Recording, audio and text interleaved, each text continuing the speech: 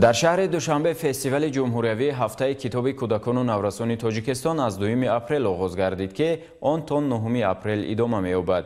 در دایره این فستیوال همایش و چرابینی‌های گوناگون در مؤسسه‌های تعلیمی راه‌اندازی شده ایستاده‌اند که در آنها کودکان و نورسان فعالانه شرکت می‌نمایند. گزارش نوبتی در این باره آماده شده است.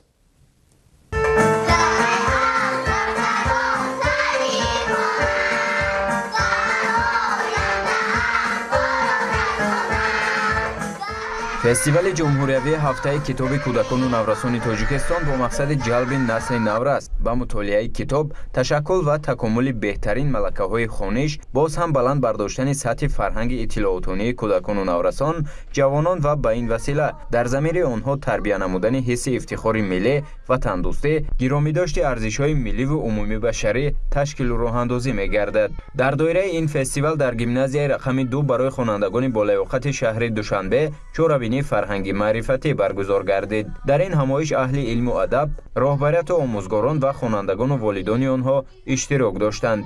در ادامه چورابینی از جانب خوانندگان برنامه فرهنگی پیشکش حاضرین گردید که فراگیر قرائت شعرها از اشعار شاعران و نویسندگان و وصف پایتخت کشور شهر دوشنبه بود. زنده باد ملت که کتاب دستاویز بهترین است.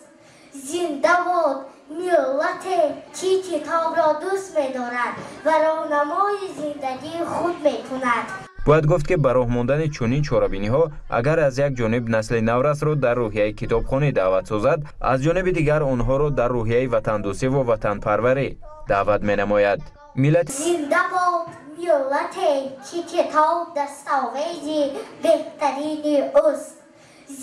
علمگیر یافته است. از اینجاست که حالا شهر دوشنبه همچون پایتخت دولت صاحب استقلال تاجیکستان و مرکز علم و فرهنگ ملت کهن بنیاد تاجیک باعث افتخار خرد و بزرگ مملکت گردیده است. یادآور می‌شویم که فستیوال امسال به جشن 50مین سالگرد فعالیت مؤسسه دولتی کتابخانه دولتی بچگانه جمهوریوی به نام میرسعید میرشکر بخشیده شده. در دایره آن یک قطار چورابینی‌ها راه‌اندازی شده ایستادند.